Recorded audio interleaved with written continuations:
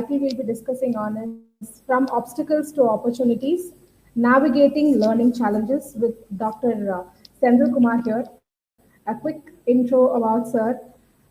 Founder, Chairman, Helilx Open School, which is an alternate school for children with specific learning challenges.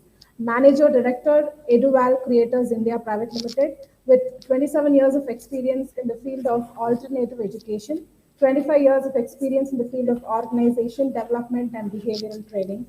Sir, it is such a pleasure having you here, and we, Team Caprics, are very happy to discuss on a very, very important, pressing topic today with an expert like you. Welcome to the episode, sir. Yeah, thank you all for having me here.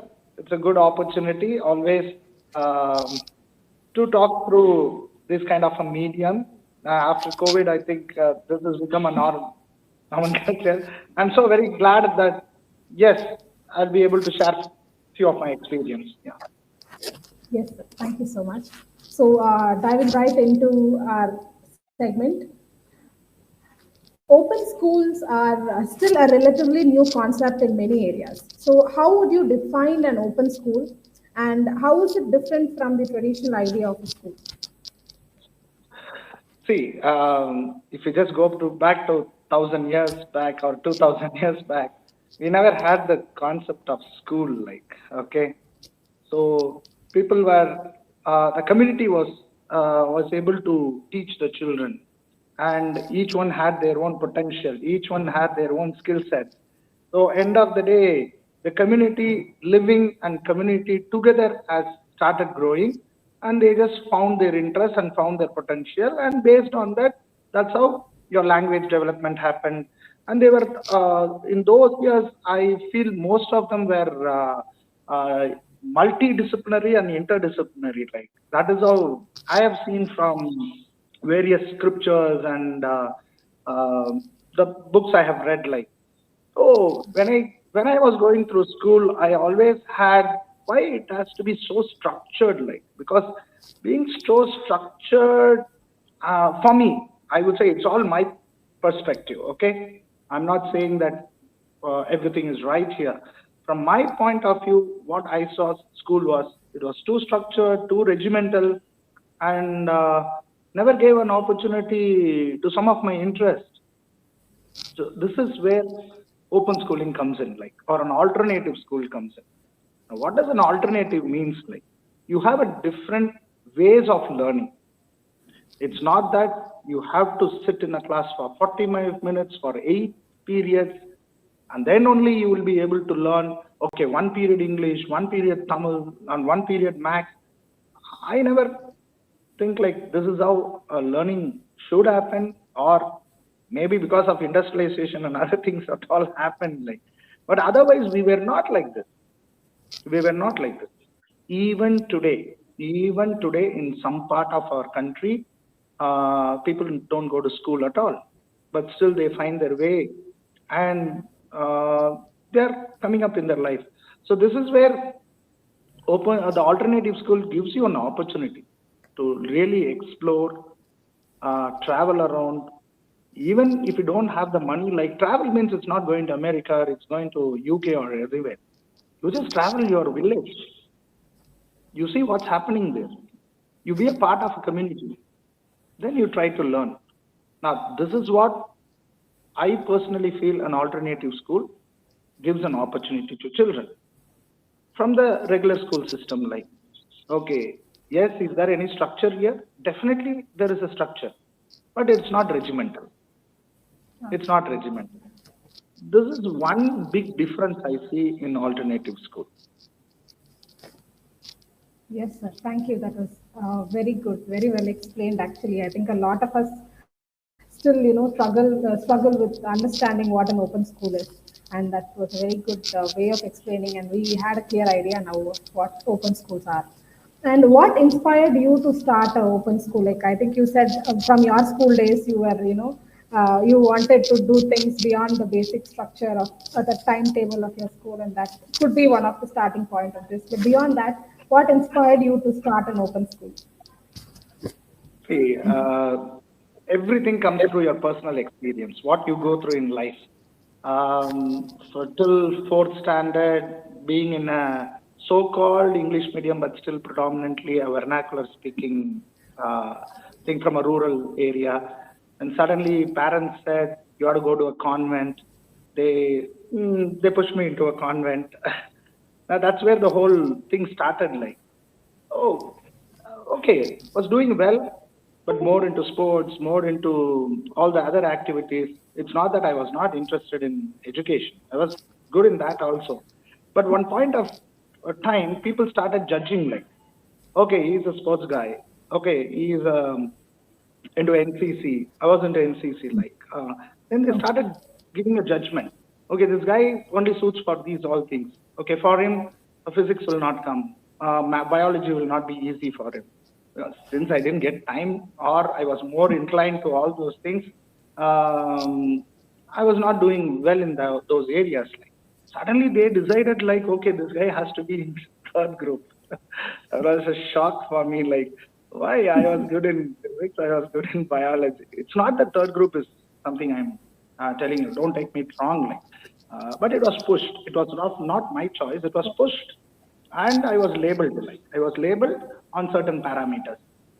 So that was the first time I thought, okay, something is wrong with the system. No, how can they judge me like this? Anyway, those days we never had the opportunity. So whatever you get it, you just take it like. And I just moved on. Good that I joined a good college, PSG Coimbatore, pursued my business management. During the business management, I understood that I was not good in business. Okay. In the sense, Okay. not good in the business, it seems like that I was not inclined towards all those things. I loved the subject, I loved the concept.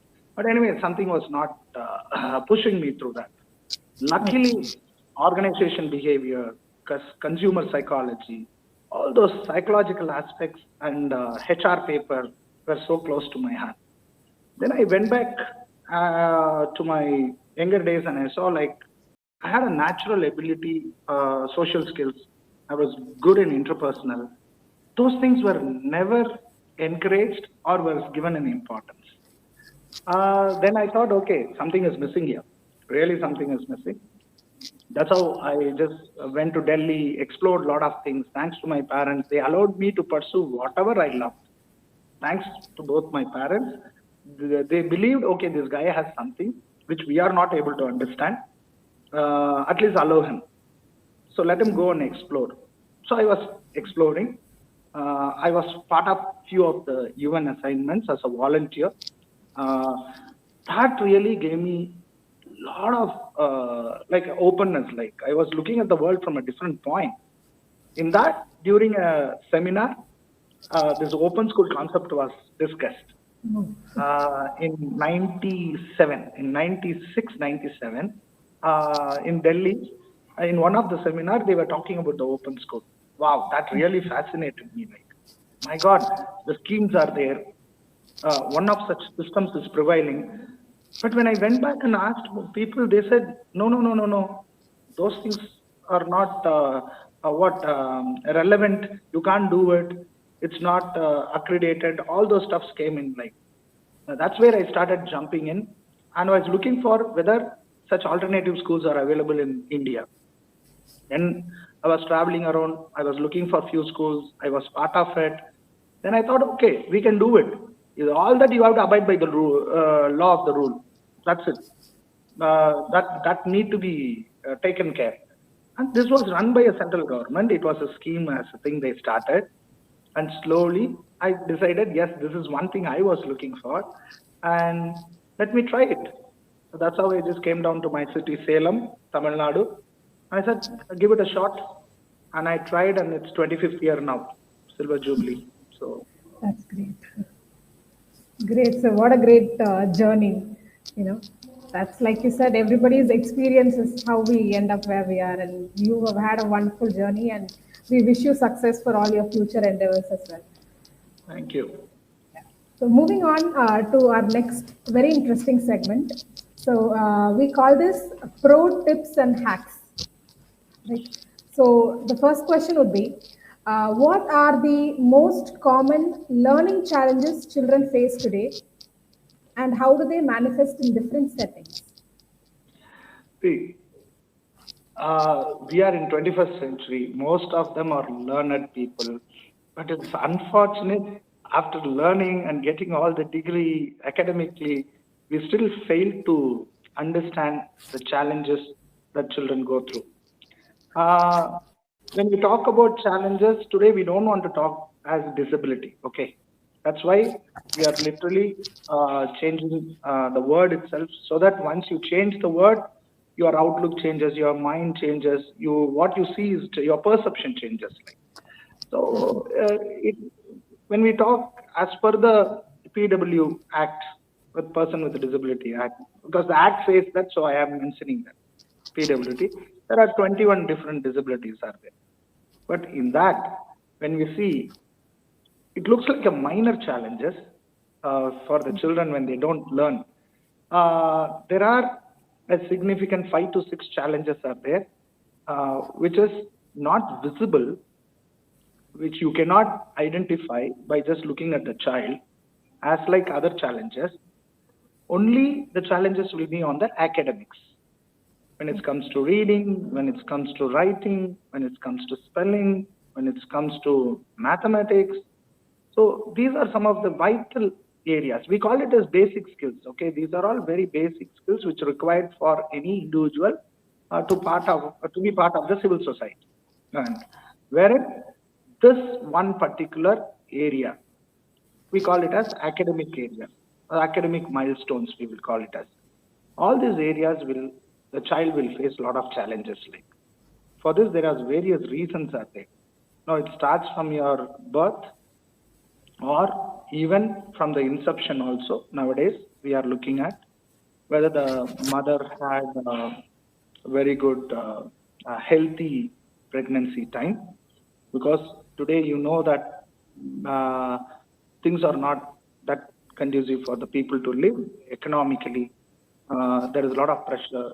You have to work. You have to work till the ninth month. So a lot of things are there, and people never get time to take rest. So a mother has to take care of a lot of things.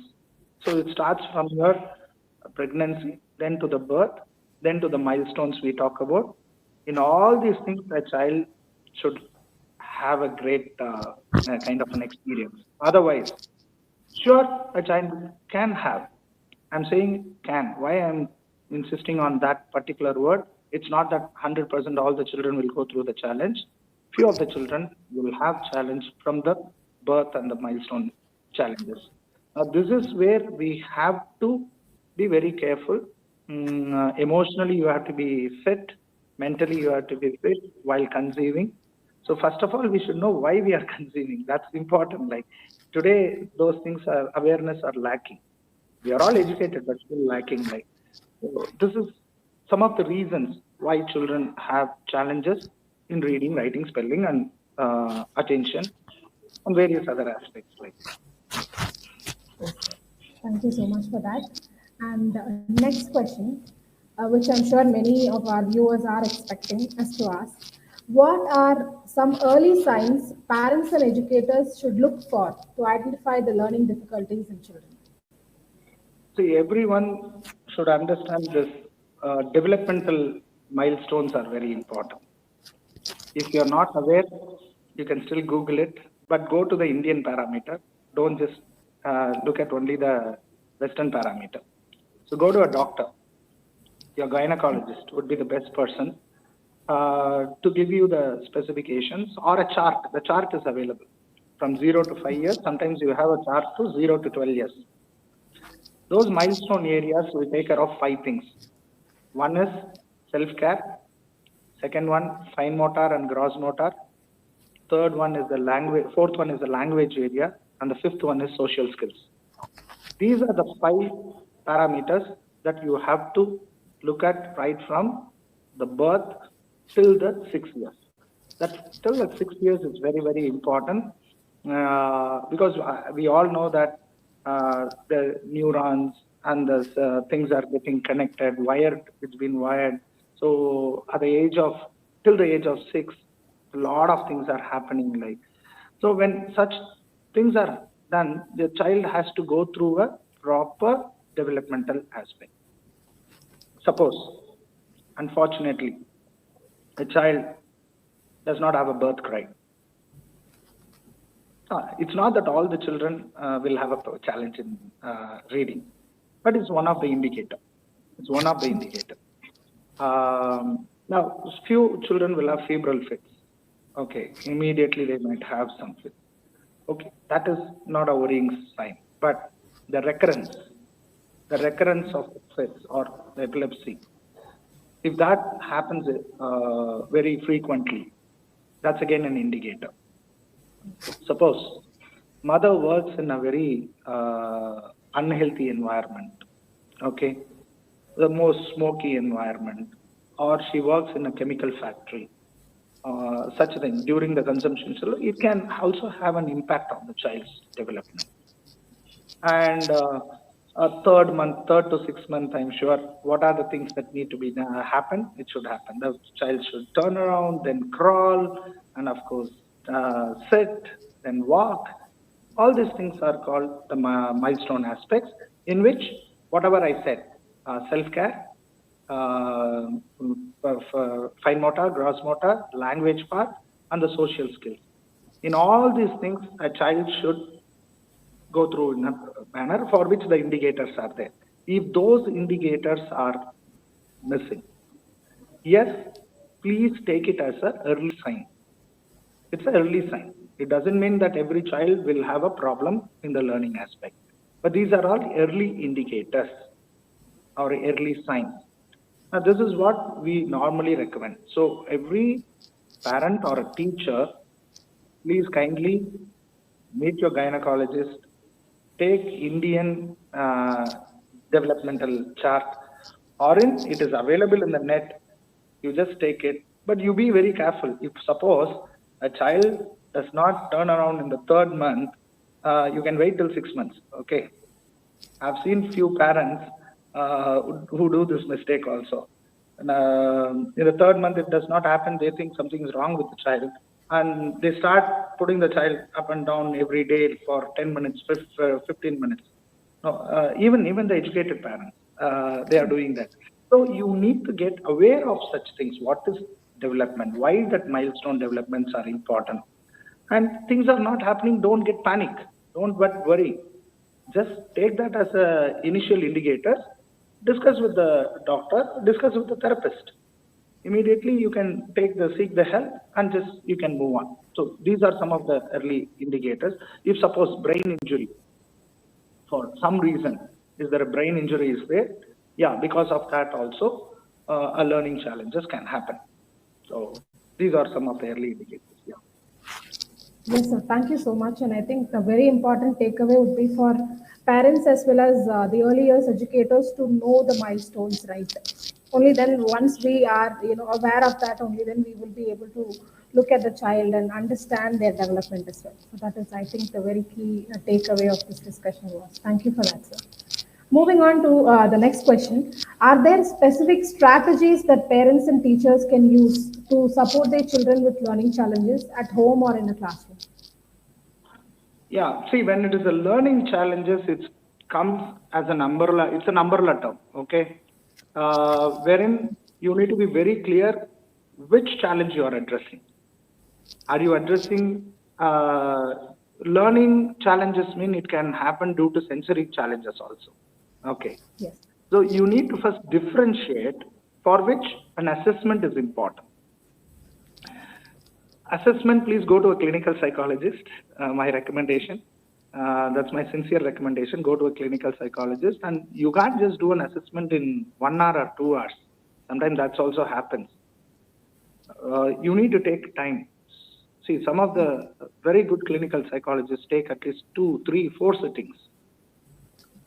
That's important, like, because it's a child. You can't just decide on one day or just one session. So you have to go through. Now, what's happening today is the parents are not getting time. Because of that, they say, like, sir, we can only come for one day. Please do the assessment within 1 hour, 2 hours. And it's been compelled. I'm seeing this literally happening. Please don't do that. If you're really interested in your ward, try to do is go for a 4 sitting, 5 sitting as required by the therapist. Do the testing first. Once the assessment is done, you will be given a very clear, there will be indicators. There will be more than 8 to 10 indicators will be there. Like, so in that 10 indicators, they would have stated which are the areas and why the struggle is. Now that's the first starting point. Now, without understanding that, there cannot be a common mode of teaching. Like, it can't be just like that. You can like a one pill, you have it and the disease will go. This is not a disease. Please understand, this is a condition. This is condition in the brain. That's an important word people to understand, because most of the parents come and ask, sir, whether this will get cured. Okay, it's not a disease to get cured. It is a condition in the brain. It's been wired like that. When it is wired like that, first thing is we have to accept it. Okay, it's been wired like that. Then what need to be? After the assessment, there are remedial measures. If the child is struggling in spelling, yes, there are remedial measures. Like if they're struggling in math, yes. If they're studying in some of the executive function. See, people are not able to understand on the executive function. For challenges, when we talk about challenges, there are 3 predominant area on the executive function we talk about. Like one is self-regulation. The second one is mental flexibility.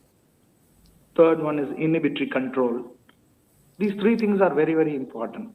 Now, without understanding all those things, you cannot just say that, okay, you just concentrate only on academic remediation, things will be all right. It's a combination of challenges. Like, so when it is a combination, you need to understand certain children will have only challenges in learning. When I say in academic area, certain children will have hyperactive, and because of that learning. It's all cross-functional. It has like, so we need to understand exactly. So then only we can suggest what is the remedial measure. So it cannot be one fit for all. Like, I'll be talking about the strategies. There are more than 6 to 7 strategies are there. Okay. Yes, sir. Thank you. Thank you so much for that. And moving on to the next question. Before moving on to that, I would like for us to just display a picture. This is the anecdotal record that we Caprics give schools, and we generally ask early educators to maintain an anecdotal record in their classroom. We train them on how to do that as well. So, talking about anecdotal records, what role do anecdotal records play in monitoring the progress of children with learning difficulties, and how can they guide, See, adjustments or interventions?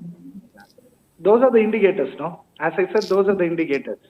Yes. Okay, when you have that record very systematically, you will know which are the areas they are struggling.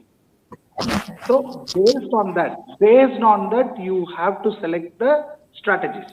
Now, when I spoke about strategies, there is a reading strategy, spelling strategy, there is a word attack strategy, there's paraphrasing strategy, sentence construction strategy. Then we talk about, okay, mind mapping is there. So it's not that every child needs all these things. So these anecdotes, these observations, and this methodically recording is just so vital. Like, but unfortunately, what we think is it's waste of time, or it's more looks like a clerical work. Why I need to do all these things? No, these are all observations. These keen observation of what the child is doing is very, very important to understand the consistency, how far the consistency is happening, like where I can pitch in, or to what level I can pitch in, whether he is able to do 100% mastery, otherwise still he struggles with the strategy. So you need to change the whole thing. So for this, definitely, I think what you have shown is very, very important.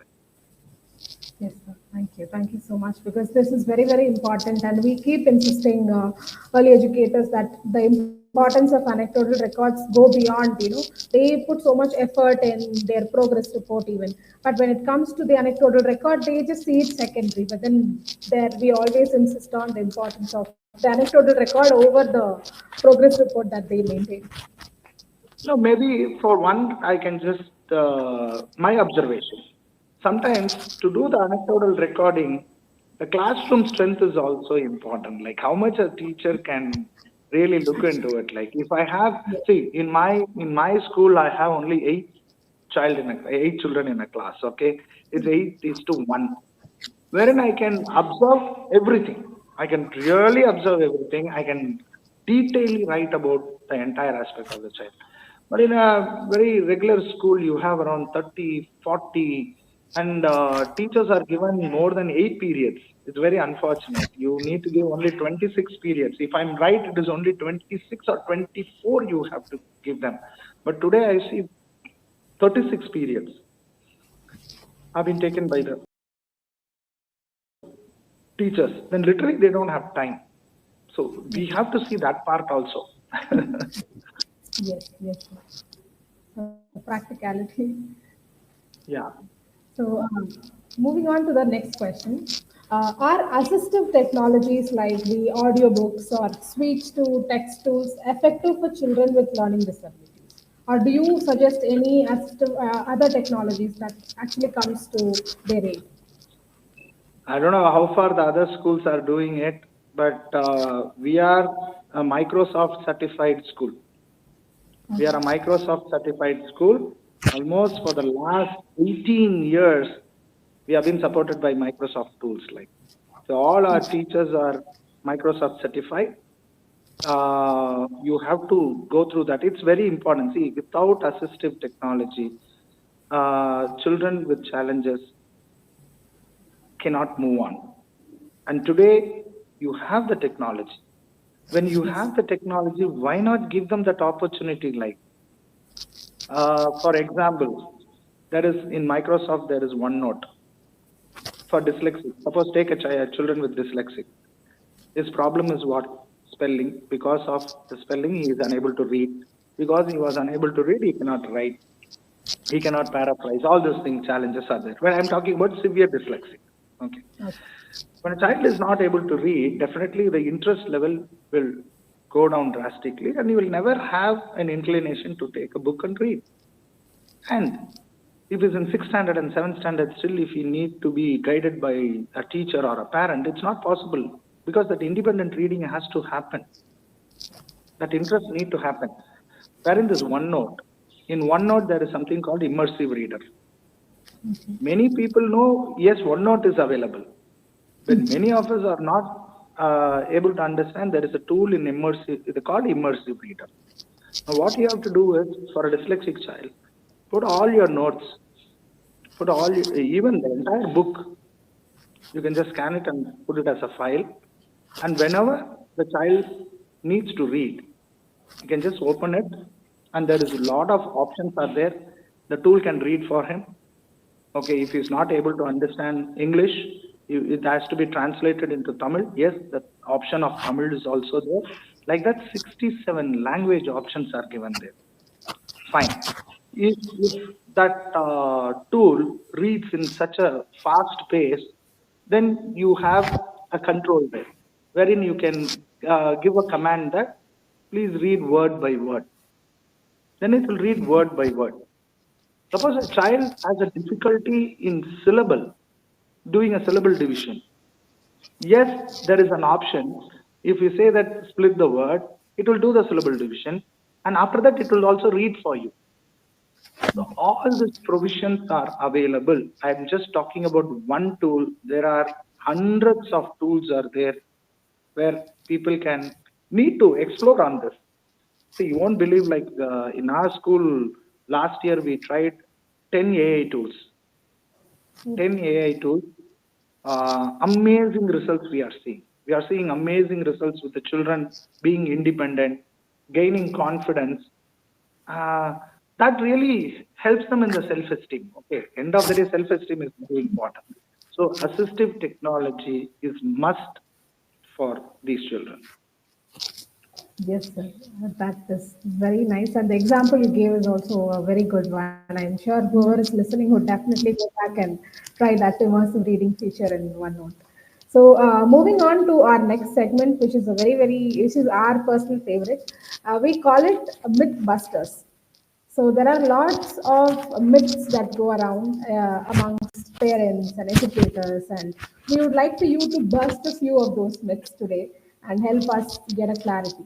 So the first one would be children with learning difficulties cannot excel academically. So I have the biggest. Albert Einstein,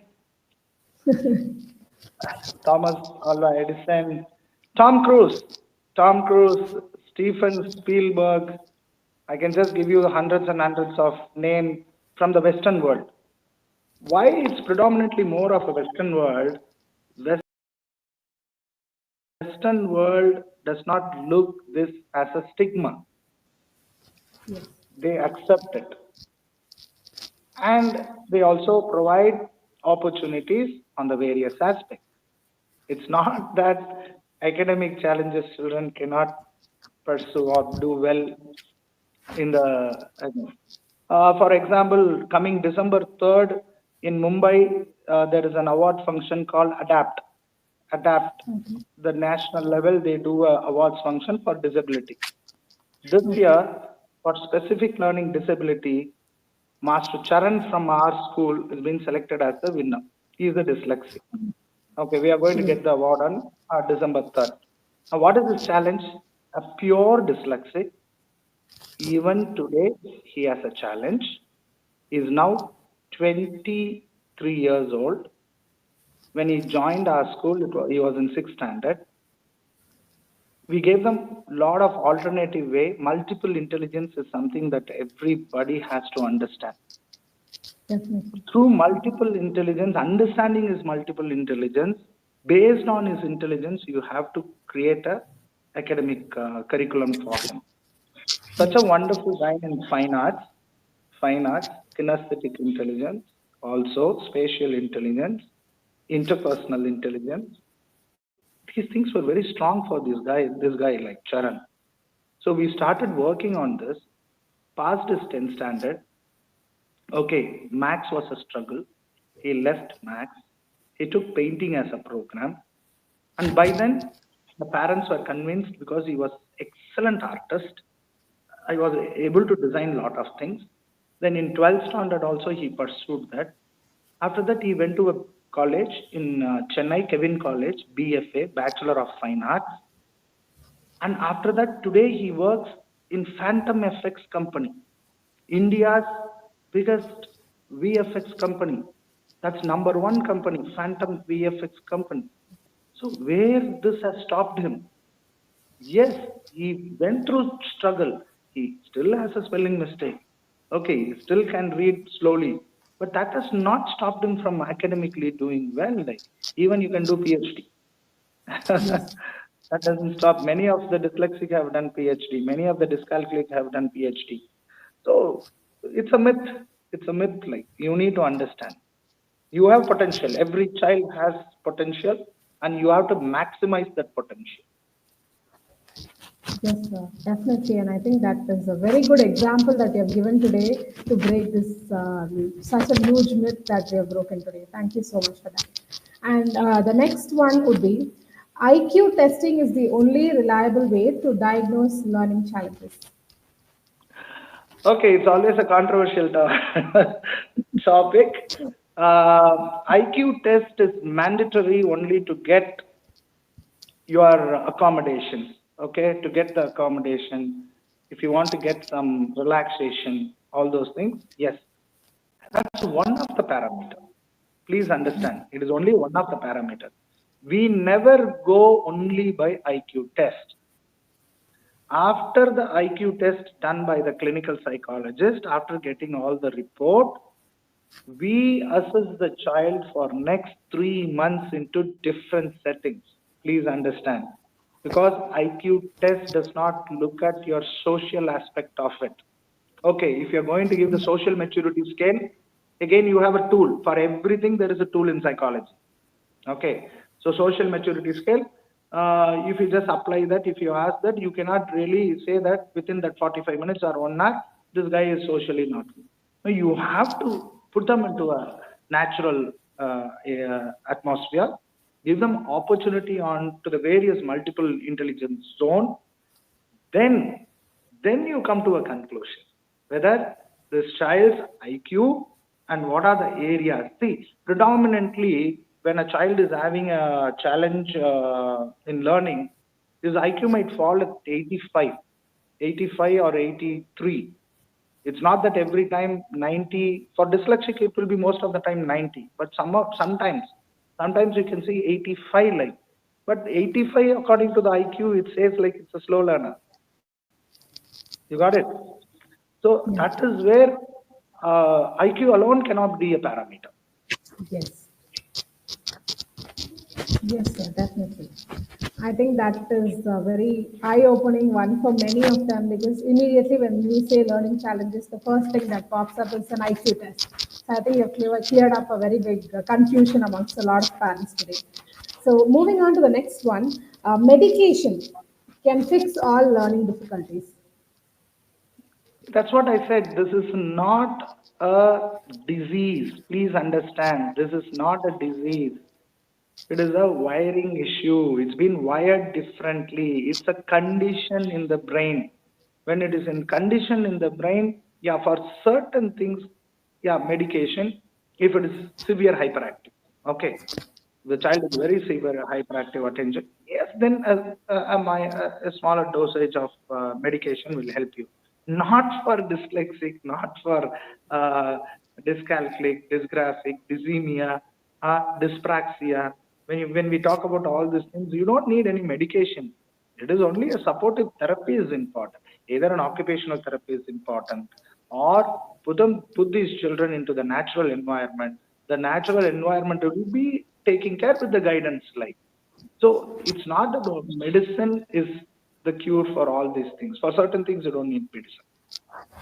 Okay.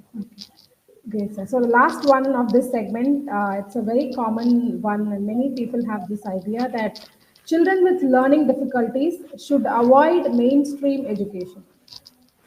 No, no. We talk about inclusiveness. Inclusive is mandatory now. Every school should follow it. That is what PW Act is very clearly stating it now. So it's not that they have to be put into special school. But what is the challenge here? Like, okay, the government has initiated, there has been a lot of training happening, but still we don't have the numbers, the number of experts. We talk about special educators. See, in a school, let's understand, every school has a minimum of 1,000, 2,000. Some of the school have 15,000 strength in one place. Say average, in an average, each disability has a percentage. Okay, say let's put it as 5%. What I'm talking is very, very minimal. Certain Yes. disabilities are more than 10, 12%. But let's not put a panic here and say children have all the children, like any school will have 15% of disability, then people will go mad. Let's put it at 5%. Now, 5%, if it is a 30 in a class, 5% means you will have at least minimum two, one and a half. Just keep it. If it is 10% means you're going to have three. Suppose 1,000 in a school, you will have at least 30 people. I'm talking about dyslexia, dysgraphia, and other. You will have hyperactive, you will have autistic child, you will have a CP child.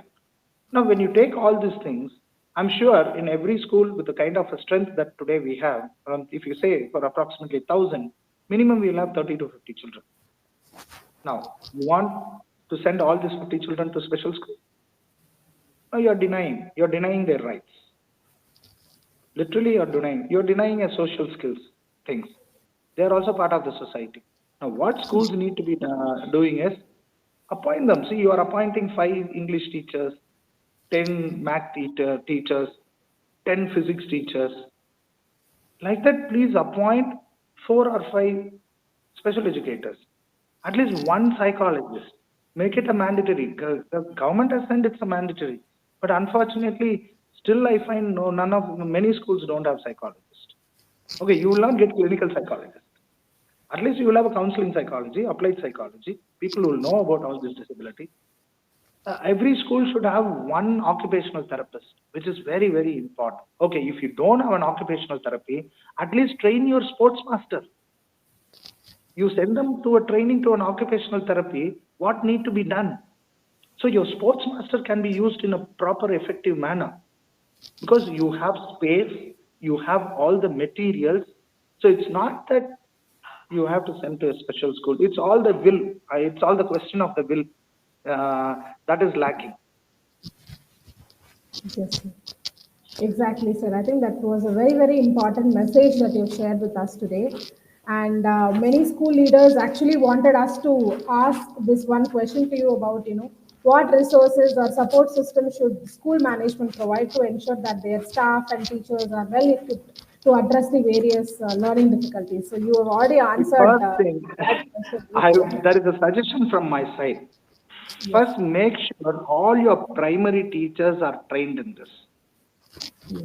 One, all it's mandatory to train all your primary teachers. Why I insist and why I say it's mandatory.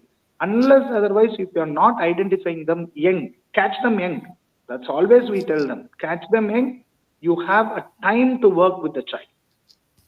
exactly. Otherwise, what happens is they come to secondary. Most of them eighth pass. It's unfortunate again whether it's a CBSE school or whatever the school. Till eighth standard, you cannot fail them. There is nothing. So till eighth standard they come. After ninth standard, throwing them out, saying that okay, this child is having such challenges. No, that's unacceptable. So please train all your primary teachers so that they can identify and also train the primary teachers on remedial teaching also in assistive technology so that you can solve many of the problem before they come to third standard, before they come to fifth standard. You have lot of time, you can give lot of flexibilities there. Till fifth standard, don't fall into this another problem called lesson planning. Today the problem of the school is they are more concerned only looking at your lesson plan and just vomiting that lesson plan in the classroom rather than whether the lesson plan has made some meaning into it. Like so, somewhere we are stuck to some of the structures only. We are not looking at the human point. We are not understanding the challenges. Like lesson plan is just a guidance. It's not that. See, even with the lesson plan, after giving all the training in the lesson plan, we are not able to complete the curriculum. Then you are taking away your arts class. You are taking away your sports class. Then what is the point in having a lesson plan? That's a question I will ask. So train your teachers to understand the challenges of the children. It's not the job only of a psychologist or a special educator. It is the duty and responsibility and accountability of every teacher. Yes, sir, definitely. I think that was a very awakening point that you've told us today. And many school leaders, when we told them that you are joining us today for the live, they wanted this one specific question to ask you. And I think you've given them the right answer today that, to ensure that their manpower is sorted, it's trained well to handle any sort of a child. I think that is the need of the hour today. Keeping in mind the inclusivity, which everywhere it is mandatory for any school to be inclusive. And for that, it is not just a fact that we just keep saying we're inclusive, but are our teachers trained to handle children of all types is actually very, very important. So you have stressed on the importance of proper teacher training here as well. So thank you so much, sir. There are so many takeaways for parents, educators, and of course curriculum developers like us, and most importantly the school leaders here. So it was a wonderful session, wonderful having you. You have shared a lot of your experience with us today, which was very invaluable. Thank you so much for your time, sir. Now, what I just wanted as a curriculum developers, please concentrate whenever it comes to challenges with dyslexic, dysgraphic. We call it as there are seven areas where children need to be looked into because these are all wiring challenges. We call this as perceptual difficulties. Okay. Some of them like auditory perception, your visual perception, visual discrimination, then figure ground challenges, closure, all these things does not a kind of a jargon we are talking here. These are the challenges with a teacher need to understand. If a child is not able, if he writes this B and D confusion, means don't immediately say this is a dyslexic. So wait till 5 years. Yeah. Wait till 5 years. Why are you in a hurry? Why do you want to label the child immediately? First, understand what is the challenge. It could be a problem in discrimination, a challenge in discrimination. It could be challenge in closure. It can be a challenge in spatial, directional issues.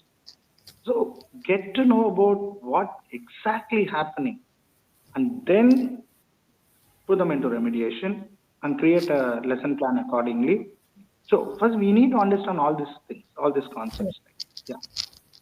Yes, sir, exactly. Thank you so much for your time, sir. We understand in your busy schedule to come and address so many educators who are watching the live, who will be watching this podcast later as well. So, if there are any questions that they have put up, we'll definitely discuss those as well. And thank you for giving us the opportunity to discuss this matter with you. Thank you to Veena and for the entire team. Thank It's great that without knowing people, like I don't know how many of you are listening here, how many of you had some kind of understanding in the last 45 minutes.